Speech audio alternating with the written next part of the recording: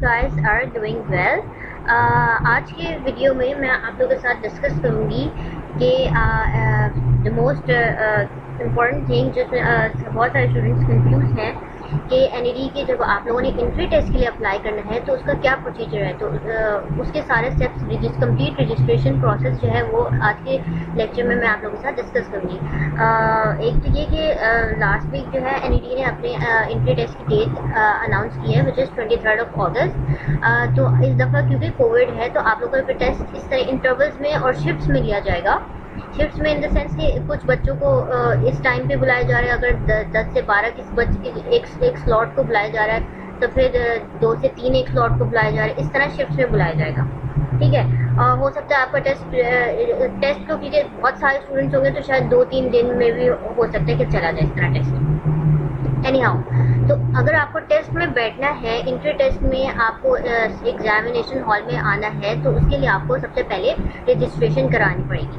Registration करवाने के लिए आपको क्या करना होगा, सबसे पहले तो आप गूगल खोलें। गूगल खोलते हुए आप एनईडी यूईटी लिखेंगे, एनईडी की वेबसाइट पे चले जाएंगे। एनईडी यूईटी लिख दिया, सही है। आपने अंडर ग्रेजुएट एडमिशन्स 2021 पे चले जाना है सीधा। देन आप लोग क्या करेंगे, apply online for under graduate admission, उस पर आप क्लिक कर देंगे, आपके पास एक और टैब खुल जाएगा, ठीक है। तो प्लीज़ यहाँ पे जो अक्सर स्टूडेंट्स मिस्टेक कर जा रहे हैं वो क्या कर रहे हैं कि यहाँ पे यूज़र आईडी कुछ अपनी तरफ से बना देते हैं, पासवर्ड अपनी तरफ से बना देते हैं। This is not what you guys have to do. आपने क्या करना है, क्योंकि आप पहली दफ़ा कर रहे होंगे तो आपको पहले अपना पोर्टल आईडी बनानी है। पोर्टल आईडी बनाने के लिए आप यहाँ पे क्या करेंगे, साइन अप पे चले जाएंगे। आपने सबसे पहले साइन अप पे खोलना है। यहाँ पे उन्होंने कुछ इंस्ट्रक्शंस दी हुई हैं जिनमें से मेनली ये है कि नाम और अपना फादर्स नेम आप लिखते हुए वही लिखेंगे जो एसएससी के सर्टिफिकेट के आपके पास होगा, ठीक है। आप क्या करेंगे, सबसे पहले ये इसको चेक कर दें और आगे प्रोसीड कर दें। प्रोसीड करने के बाद आपके पास यहाँ पे एक रजिस्ट्रेशन फॉर्म में आएगा, यहाँ पे अपना नेम लिखना होगा, फादर्स नेम लिखना होगा और ईमेल एड्रेस लिखना होगा। यहाँ पे मैं नेम लिख देती हूँ ताकि आप लोगों को प्रोसीजर समझ में आ जाए। और यहाँ पे ईमेल एड्रेस, अगर आपके पास कोई ईमेल एड्रेस नहीं है तो आपको कोई ईमेल एड्रेस बनाना होगा। कोई प्रॉपर ऑफिशियल नेम वाला ईमेल एड्रेस प्लीज़ बनाइएगा ताकि वो आपके ऑफिशियल कामों में आगे इस्तेमाल हो जाए, ठीक है।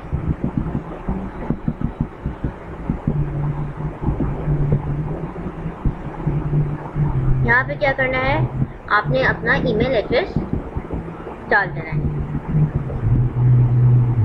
ईमेल एड्रेस डालने के बाद नीचे आपने क्या करना होगा, नीचे आपने अपना डेट ऑफ बर्थ डालना है,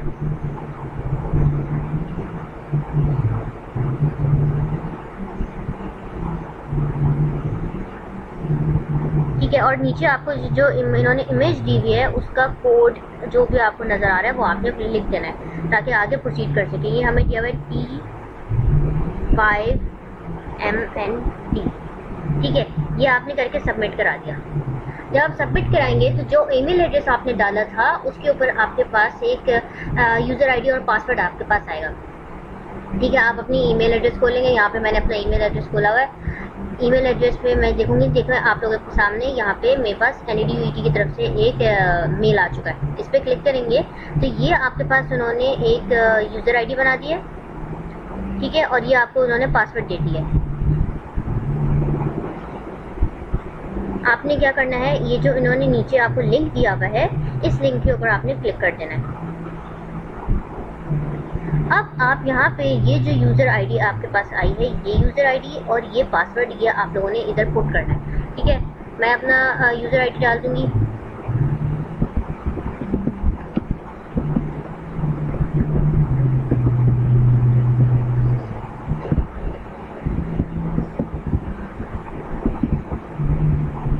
और जो पासवर्ड आया है वो हम लोग भी वो भी पुट कर देंगे।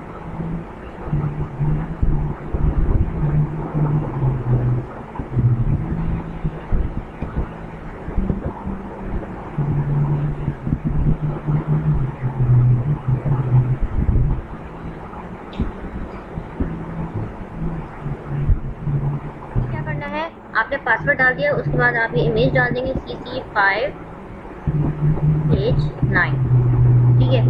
उसके बाद आपने क्या करना है, लॉगिन कर लेना है। आपके पास जो है ये आपके पास एक खुल जाएगा, ठीक है। ये डैशबोर्ड अब आपके पास खुल गया। अब आपने क्या करना है, आपके पास यहाँ पे 8 स्टेप्स हैं। 8 स्टेप्स में से फर्स्ट स्टेप जो है उसमें आपने अपना बोर्ड सेलेक्ट करना है।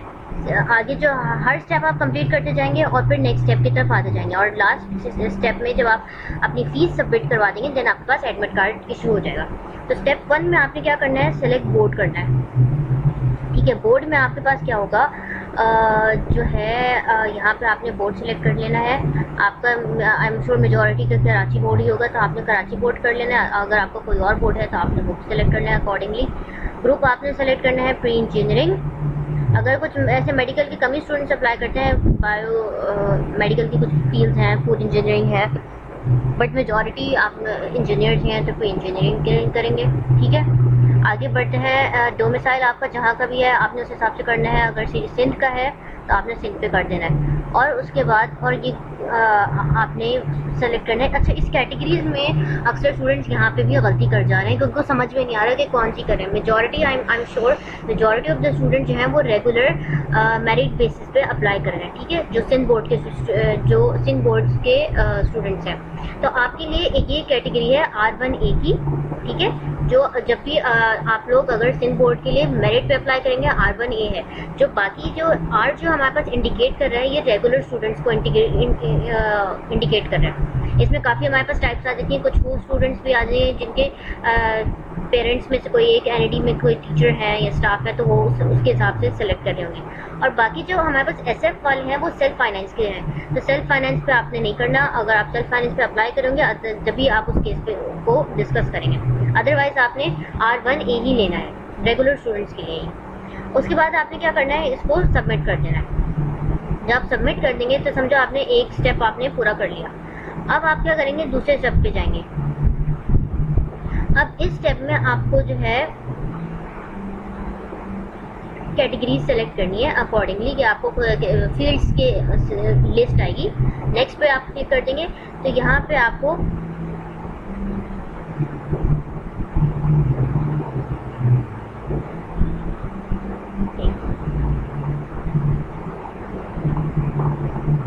यहाँ से आप लोगों ने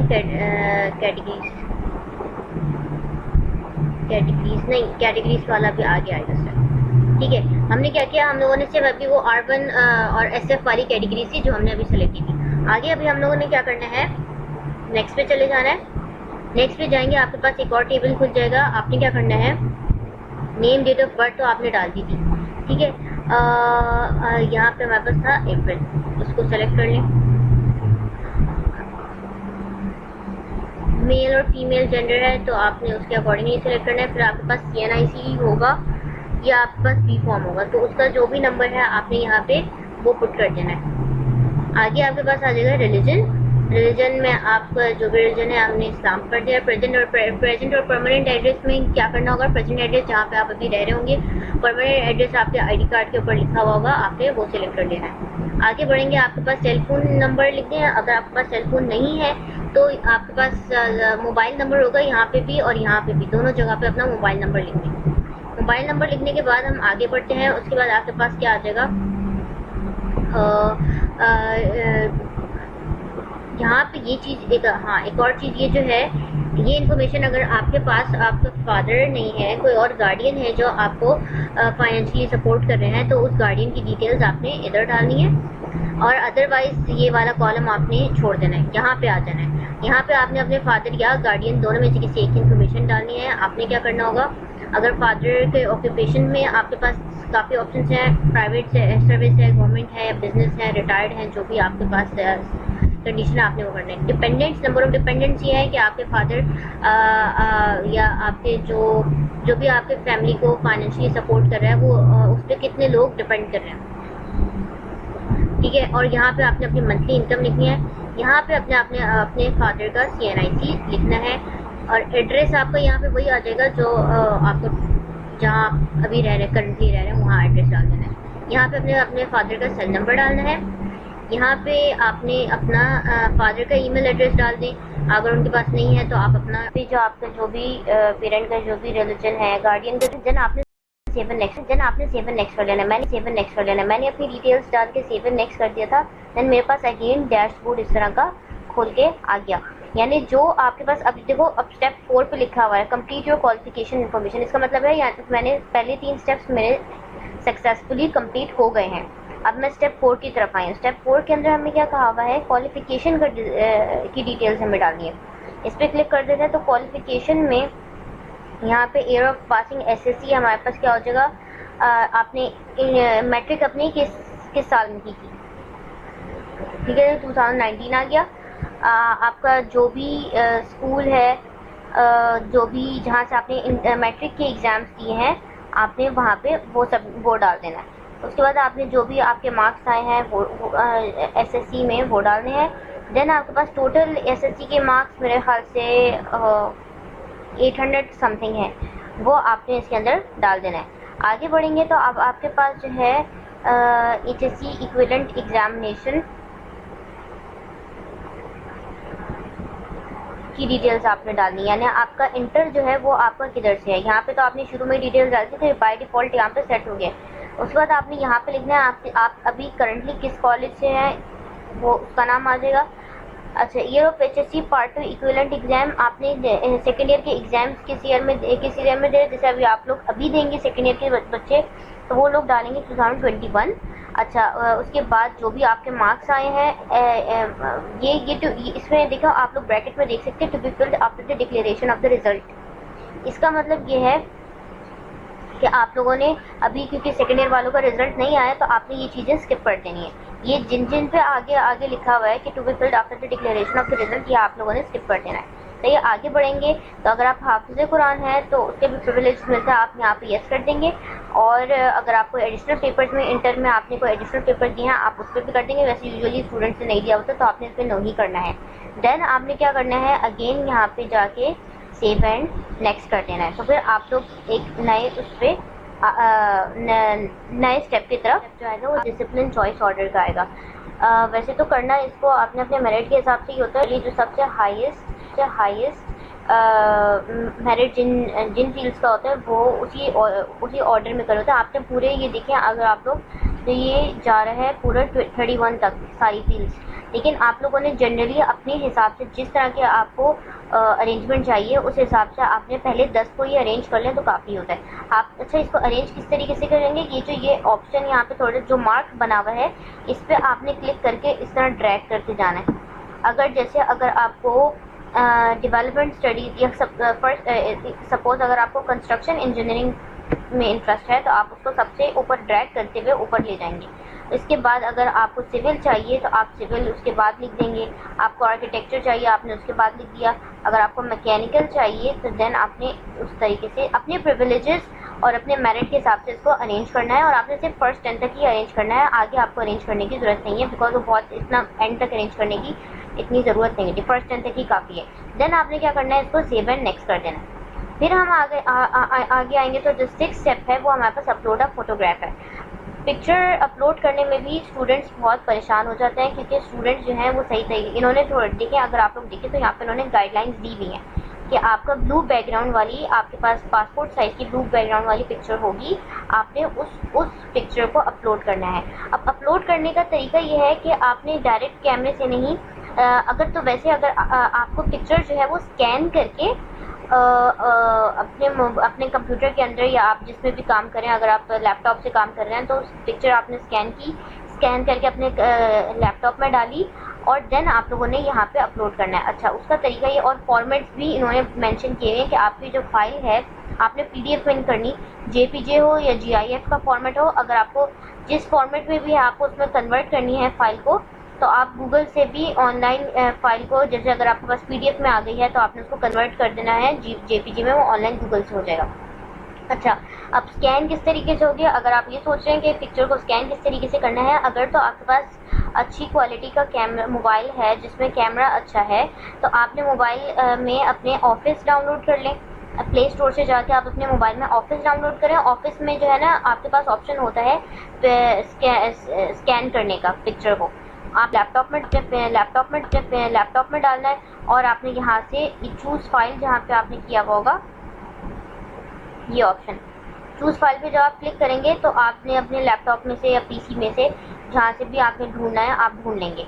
अगर दूसरा ऑप्शन ये है, अगर आपके पास कोई अच्छी क्वालिटी का कैमरा अवेलेबल नहीं है तो आप अपनी पासपोर्ट साइज पिक्चर जो है किसी भी फोटो स्टेट पे लेके जाएंगे, उनको बोलेंगे कि ये मुझे स्कैन करके दे दें।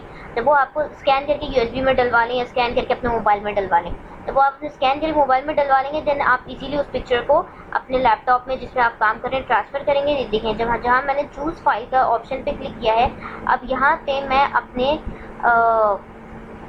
अपने पीसी में से जो है, क्योंकि मैंने जो है कौन सी फाइल अपनी कहाँ रखी हुई है, वहाँ से मैं ढूंढ के सिलेक्ट करूँगी और मैं जब अपलोड करूँगी तो फिर मेरे पास पिक्चर अपलोड हो जाएगी। देन पिक्चर अपलोड करने के बाद आपने सेव एंड नेक्स्ट करना है। ठीक है, यहाँ पे मैं आप लोगों को होम पे दोबारा ले जाती हूँ और मैं आप लोग को लास्ट स्टेप बता देती हूँ। फीस सबमिशन का आखिरी स्टेप होगा। फीस सबमिशन जब आप लोग यहाँ पिक्चर अपलोड कर देंगे, आपको एक आईडी दे दी, ट्रांजैक्शन आईडी दी जाती है, प्रोवाइड की जाती है।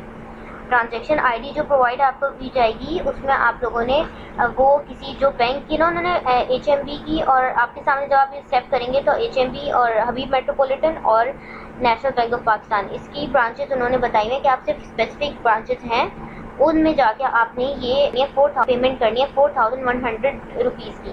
ठीक है, जब आप ये पेमेंट कर लें और उन्होंने वो एक आपके पास स्लिप निकल के आएगी यहीं से, जिसका आप प्रिंट आउट निकलवाएंगे।